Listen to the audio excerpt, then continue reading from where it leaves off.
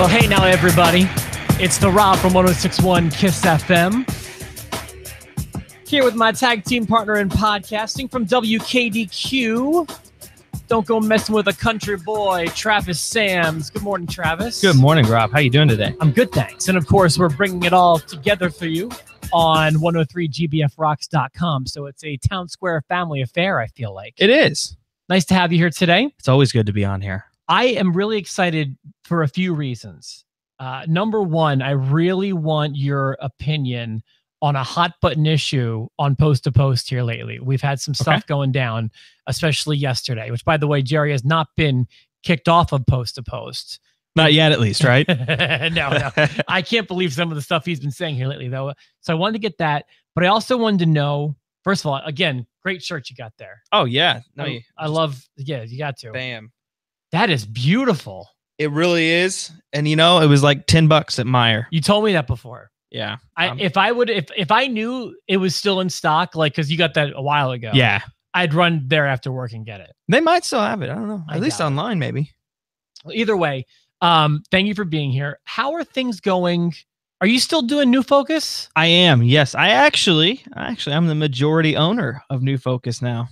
Look at you. I know. I knew you were independently wealthy. I'm moving on up. Actually, it wasn't that I was independently wealthy. It was just that I gave Johnny Richards an ultimatum. He had to sign the contract. I just basically took over. So are you getting in the ring still? I do have that under my contract. I do have to get in the ring once, and I know old Mike is he still wants to get in the ring with me. I'm working out. I'm training right now. I'm training to get in the ring. Interesting. Okay, I'd never know what's going on with this, but now I did not know you were looking to be an owner of the company, and now... Yeah, I'm obligated by contract to have at least one match, and of course, it's going to have to be with Micus. What a big week for Micus. Micus, he got a shout-out from Triple H on... Did you catch this? Yeah, what a jerk. He just had to rub it in everybody's face that he got a shout-out from Triple H. What are you talking about? That's huge. He's like the COO or whatever. I didn't see anywhere on that post where Triple H said, "Congratulations, Micus." No, but he tweeted a picture with Mike in it. Dude, he's just got an ego. Why are you being a turd in the punch bowl? I'm just saying, he's got an ego, and I'm going to put it in check. I see what's going on here. So he's somebody that you're feuding with. As far as I'm concerned, Mike is a friend of this show. He's a buddy of mine. You're a friend of this show too. Obviously, you guys have some issues you've got to work out. We're going to work it out. We're going to work it out. When's the last time Triple H tweeted a picture of you? Travis Tritt retweeted a blog from me. That counts for something, right?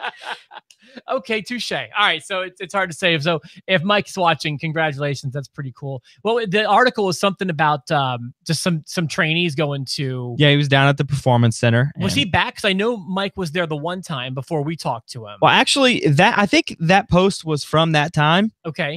He had just never publicly mentioned it on social media before. So I think that's an older post that he's just like, man, I can't believe this actually happened. Gotcha. So that's cool. So congratulations to Mike. That must have been really exhilarating. And he seems to be doing really well. Yeah, he got his 15 seconds of fame. Now it's over. Look, if you are a majority owner of New Focus Wrestling, I would be happy if someone from WWE tweeted a picture of one of my superstars. Look, here's the thing. The fans love him. Is he money within New Focus? Absolutely. So I would never not have him in New Focus. But that doesn't mean I have to like the guy. Well, I think that you should loosen up. I hung out with him for a little while. I thought he was a lot of fun. Yeah. Until he picks you up and gives you an F5. That's probably fair to say. I would not like him as much after that. Here is the dilemma before we get into everything that happened on Raw last night. And I'll be honest with you, I fell asleep probably about 45 minutes before the show ended. So I might need a little catching up. Here's my question for you. Let me give it to you in 3 parts. All right. If you don't mind. Have you seen some of the drama unfolding on the Post to Post show at all here lately? I've heard about it, but I don't know the gist of it. So you're going to have to fill me in on the ins and outs. Here's the question. 3 questions. Okay. What did you think of the Greatest Royal Rumble? I think it was a glorified house show. Okay. What did you think of Backlash? You know, Backlash wasn't too bad. It was decent. It wasn't anything spectacular, but I will say that I enjoyed the match from Nakamura and Styles a lot more than I even enjoyed their WrestleMania match. Oh, that was their best match by far. Yeah. Their matches have been getting better every time as far as I'm concerned. WrestleMania was their worst. Yeah. Royal Rumble, the greatest Royal Rumble, was their second best. Yeah. And then the one on Sunday I thought it was pretty good. Yeah. Wow, I wasn't expecting this. So I guess, is it safe to assume you thought Backlash was better than the greatest Royal Rumble? Yes. Oh, I can't disagree with that more. I mean, okay, look. That's what Jerry says. If you take and then the Royal Rumble match out of the equation, yes, it's better. Interesting. So explain, please. I mean, how many titles change hands? Did you expect any titles to change hands at the greatest Royal Rumble? How many changed hands at Backlash? None, but still. Right. But I went into the greatest Royal Rumble thinking none of these titles are going to change hands. For example, you had a couple of matches with superstars from both brands, and you had that also with Backlash. But you knew if you have, like, say, Miz challenging for the title, he's on SmackDown, they're not going to change hands. Like, it was just common sense to me. Correct. I think overall. Now, at the greatest Royal Rumble, though, that's kind of thrown out the window, though, because the U.S. title and the Intercontinental title were both being contested in inter-brand matches. Right. So that's why it was kind of like, man, these titles aren't going to change hands. The only one I thought might change hands was the Universal Championship. And I will say that match wasn't half bad. The finish to the match was controversial. Okay. And so let me also address your claim about it being better than being a glorified house show. What house show have you been to that has the attractions of what the show in Saudi Arabia had? It has The Undertaker in 2018, Triple H versus John Cena, the world champion Brock Lesnar in a cage, a 4-man ladder match. What house shows are you going to? Because I've been to obviously you've never been to New Focus Wrestling. I'm okay. WWE house shows. Okay. When I say glorified house show, I mean that it was predictable, like a house show would be. Okay. Go ahead. I'm not saying it was bad because, like, for example, I enjoyed seeing The Undertaker come back. I knew he was going to beat Rusev. There was no way Rusev was going to win. Okay. But like I said, the only match that I thought, maybe this title is going to change hands was the Universal Championship match. As far as the other ones, it was kind of predictable. The match outcomes were kind of predictable for me. I think the same complaint can be levied at Backlash. You think so? Absolutely, yeah. I honestly expected Nakamura to win the title at Backlash. I didn't. Really? No, not at all. I thought so. I'm not positive Nakamura's going to get it. I think he might. Well, and it might just be a transitional champion. Well, I will put your vote in for the Backlash being better, but talking to you, I just feel I can't understand some of your defense for that. It's one of those things where I felt the Royal Rumble, like I said, if you take the Royal Rumble match itself out of the equation, the Royal Rumble match itself, I mean, obviously the Royal Rumble match is my favorite match of the entire year. They're fun. And having a new guy 50 times come out every 90 seconds. Yes. To me, it was kind of fun. That was good. The Royal Rumble match itself was great, especially Titus O'Neil. Oh yeah, but they're totally overdoing that now. I'm glad that he's not still tripping all over the place. Yeah, that would have been overkill. Yeah, I agree. I can't believe you. I had faith in you. I'm not saying that I disliked the greatest Royal Rumble. No, I understand. All I'm saying is it was just a little too predictable for me. Backlash wasn't great, I thought, either. I didn't like Backlash that much.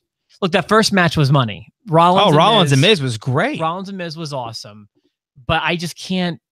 The greatest Rumble was better. It was a better show to me. And okay, you weighed in. That was what I was curious about. So okay, now I'm not going to be on the show again. No, you're fine. I just can't believe how many people are feeling this way. That show it was on a Friday, no less, which made it so much. It felt so different to me on a Friday. It was different, and even did you look out in the crowd and notice like the first couple rows were actual like seats, like chairs? Yeah, like plush seating. Yeah, I'm like, what? This is crazy. That was all for the royal family. Yeah, in Saudi Arabia, the whole floor section was for them. Yeah, it was a huge stadium with beautiful pyro. I just can't get behind anyone saying that the Backlash was better than the Greatest Rumble. The Greatest Rumble was a more of a spectacle. I'll give you that. But like I said, my only complaint was it was just a little too predictable for me.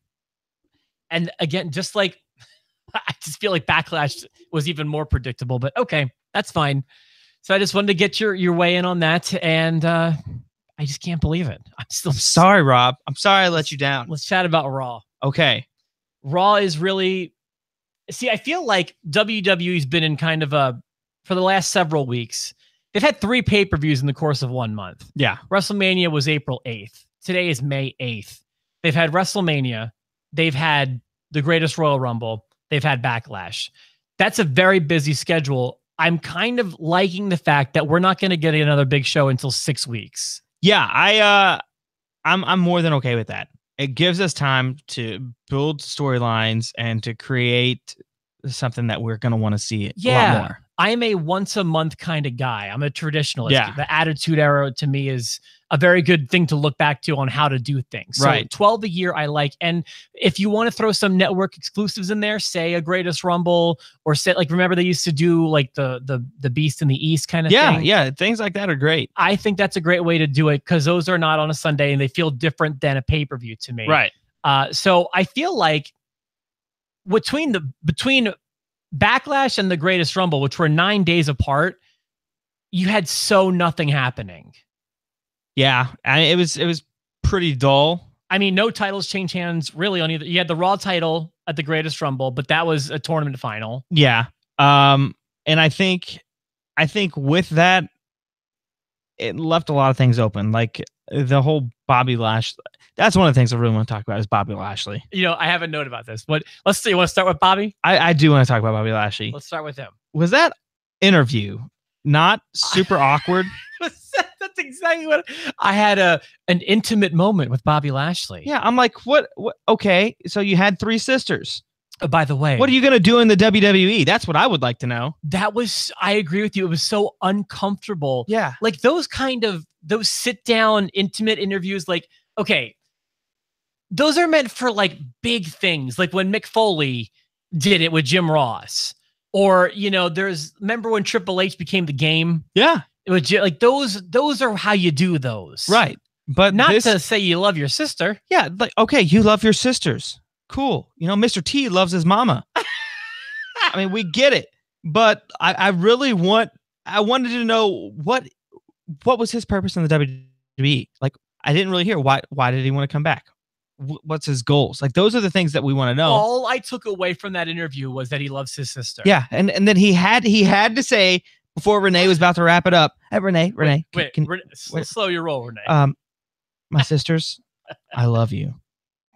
It was almost creepy. It was. It's like, I really, really love you. And like, I thought at the beginning, like his stories about like his sisters or whatever was going to tie in to why he's there. Yeah, but it did nothing. I'm agreeing with you 100% here. I made a note about how awkward and out of place that interview was.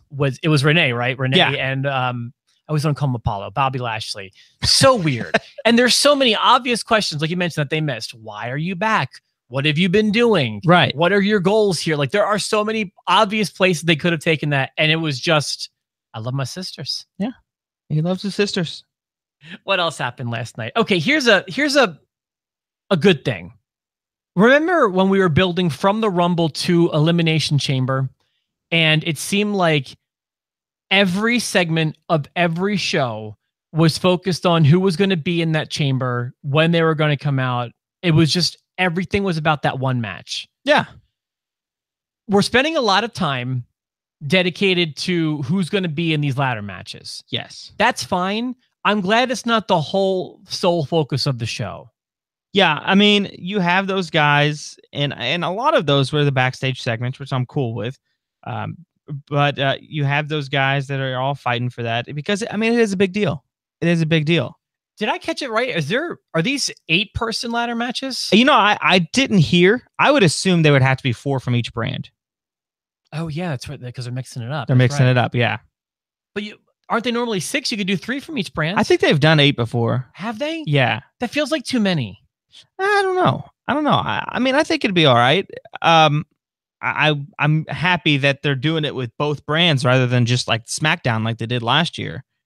So help me out here because I was dozing off I was really tired yesterday. And I've been reading online that there's supposed to be 3 ladder matches at Money in the Bank. Really? I only know of the 2. Okay, then maybe they haven't said anything or maybe it's not happening. I heard there's going to be a men from both brands. Right. I heard there's going to be a women from both brands. And then I heard they're going to do a tag team from both brands. Okay. I don't mind that concept. The only problem is the way WWE is shaped. How do you know that tag team's going to last an entire year holding that briefcase? It's a good question. You know what? That's a good thought. So they didn't say anything about a tag team ladder match. They didn't. It would be interesting. And then I know that I was talking to Jerry this morning. I asked him who advanced in the main event. So I hear that did Jinder hinder Roman? Jinder hindered Roman. Now I don't know if that is going to just lead to a match next week on Raw, or if they're going to have themselves a match on Money in the Bank. I don't know. But I've also heard Brock Lesnar is going to be competing at Money in the Bank too. Yeah, this is weird. So I feel like we should probably remove Roman right now from this Brock Lesnar thing. Let's get that Jinder Brock match that we were supposed to have last year. What was it, Survivor Series? Oh, you want Jinder? I mean, I just looked like because Jinder was kind of nudging in there. I'm just like, maybe they're going to do something. My thought was going to be that this could be a good program for Roman. Something where he'll come off as a huge babyface. I would love to see Jinder and Roman. I think that would be great. But I don't know what they're doing with Jinder. I don't know if they're putting him in the spotlight to be mixing it up with them or not. Is it safe to assume that you think what's your take on Roman and the way things are going with him? I get it. He's their guy. I get it. But him getting opportunity at the championship, at some point, if it was any other wrestler, you gotta say, okay, now you're at the bottom of the totem pole. You failed 3 times. Yeah, in a short period of time. Yeah. Now it's time for someone else. You can work your way back up. If you can work your way back up, you'll get that shot. And I think that's what Roman needs to do, especially with someone like Jinder. Jinder is one of the only true heels in the WWE that we have today. He's definitely a guy who's probably a pretty safe bet that Roman will get a pretty decent reaction against. Yeah. I really feel like they are so missing the boat here. Roman has so much heat with the fans. Why don't we just embrace that already? Won't happen. The merchandise. He's selling too much money. I hear it's not even like that right now. Really? I hear it's like, I mean, he's okay. I mean, Rusev's probably making more merch sales. Rusev's doing well. Who else have I seen doing well? I think Elias is doing well. I am hoping. My money is on Elias. I don't think he's not a contender in the Money in the Bank yet, but my money, I would put Elias in there. Last week, his stuff with Bobby Roode, I mean, the stuff on Raw, we talked about it on the show. I thought it was awesome. First of all, I love the old school philosophy of I like working a body part, focusing on that. You know, that's a style of wrestling I appreciate, something Bret Hart would have done. Yeah. But to have worked the throat was such a nice touch. Yeah. I think they're going to start pushing Elias a lot more. And I think that as far as an opponent for Lesnar from Raw, yeah, who's it going to be? That's the $1 million question. Now, I could say Lashley, but I don't think that's going to happen at Money in the Bank. I think they would save that for like a SummerSlam. I don't know. I have no idea. I think that Lashley's got potential to do that. Although I will say, I'm thinking back to 10 years ago, or I think it was even longer now. He did not make a great champion before. Yeah, he was like ECW champion, wasn't he? I remember it was weak. And I think I don't even care if he wins the title. I just want to see that match. Just 2 strong guys who are legit fighters going in the ring together. I kind of I wanted that for Apollo. Like, I feel like Apollo is everything Lashley is, but better. See, I'm not even sold on Apollo yet. Why? His matches are really good. honestly, I think he would have benefited from a lot more stuff in NXT. What do you mean? I think he would have benefited if he had that push to be an NXT champion or something. You know, he did well in NXT though, didn't he? He wasn't there that long because he's so good. He can't cut a promo. He's got to stop smiling. He does. That much I agree with. If he should be a monster heel, I feel like. And can he do it? Same with Lashley. You know, I feel like I hate to say this, but I feel like they both have a very similar look. Like you could, if you put them in the same outfit, they could be like a heel tag team. So you're saying you want to see them as a tag team? No, I'm saying what would you call their tag team? I don't know. I haven't thought about it. The twins? You could throw them in with Titus Worldwide or something. Yeah. Whatever the case may be, they could be like with Braun Strowman. We had a monster heel who went crazy babyface. We're not going to get him back as a heel anytime soon. No, and that was all natural, right? It happened organically, and that's something I wish we could see happen with Reigns. Yeah, exactly. So what I'm saying is the void is now there for the big heel. Yeah, and I think between Lashley, Roman, we're missing opportunities here. That's just my thought. I agree. There's a lot of opportunities that I think that they could take advantage of. And honestly, I'm more excited for the SmackDown side of things than the Raw side of things. What's appealing to you on SmackDown? I mean, just the potential for the different matchups. I mean, we're talking Brian and Joe and AJ. Okay, those are really good choices. Yeah, you've got, probably the two best workers in the company right now with AJ and Brian over there. Yeah. Brian, I actually have hope for this Cass feud. I feel like Cass is going to come out of this a better worker. Yeah. And probably more over with the audience. Yeah. I don't see him going up for the WWE Championship anytime soon. Agreed. I see him maybe capturing the United States Championship from Jeff Hardy. Okay. That sounds like something that could happen. But yeah, even on the Raw side of things with the Intercontinental Championship, they've got Seth saying, "Yeah, I'm a fighting champion. I'm a fighting champion." Finn Balor did win last night. He won the main event. Yes. I was expecting a Finn Balor heel turn. I don't know about that. I feel like, man, he's another guy that's just, he's a missed opportunity. He's got so much potential, but they've just mishandled him. And he might be getting that opportunity. Maybe he wins Money in the Bank. I think that's certainly a possibility. I need to see who's all. We only know one person, right? Yeah, he's only one of six. Braun. Oh, Braun's in there? Braun is in there. Braun took on Kevin Owens, and that was a qualifying match. I did not realize that was a qualifying match. It was, yes. Interesting. So Braun's in there. I like that match. Yeah. Every time they're in the ring together, I laugh hysterically when Braun's running around the ring just to tackle Kevin. Like, it's so good. What did you think of Nicholas? He was another polarizing topic on this show. Nicholas. That kid. What did you think? I kind of liked it.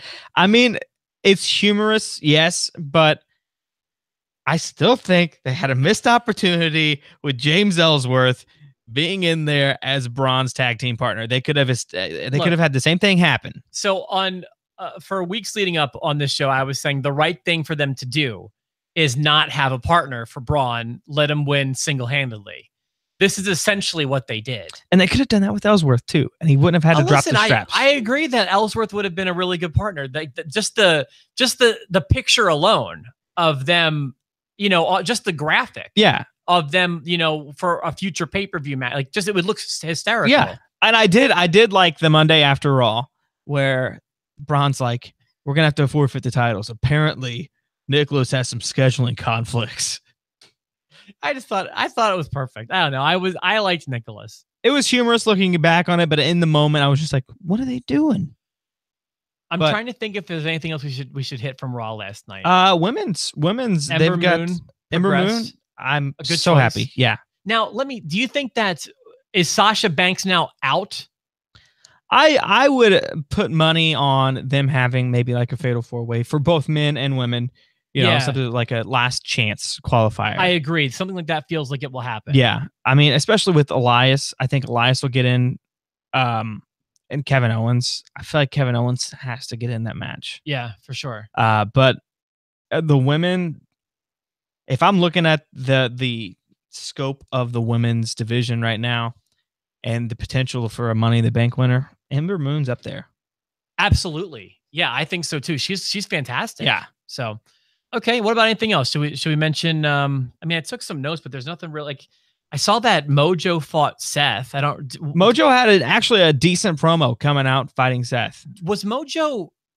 Okay, I'm going to go back and watch the last hour.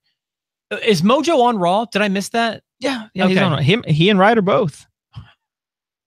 Ryder tried to get with Angle to get qualified for the Money in the Bank, but he got nothing. I did see that part. Interesting. So, Chad Gable, another guy. Yeah, you know, hold on a second. Give me 1 second here.